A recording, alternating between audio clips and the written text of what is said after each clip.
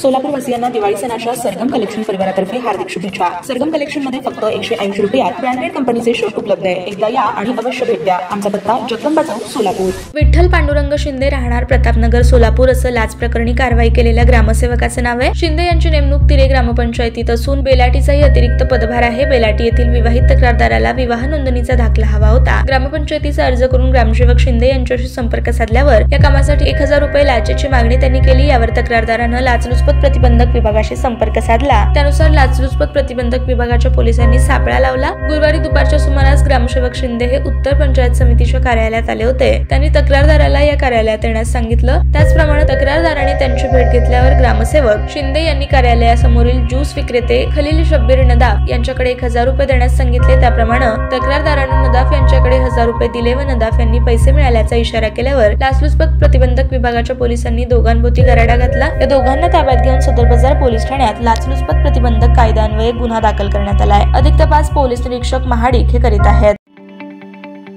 ताज्या बातम्या पाहण्यासाठी प्राईम महाराष्ट्र न्यूज चॅनलला सबस्क्राइब करा।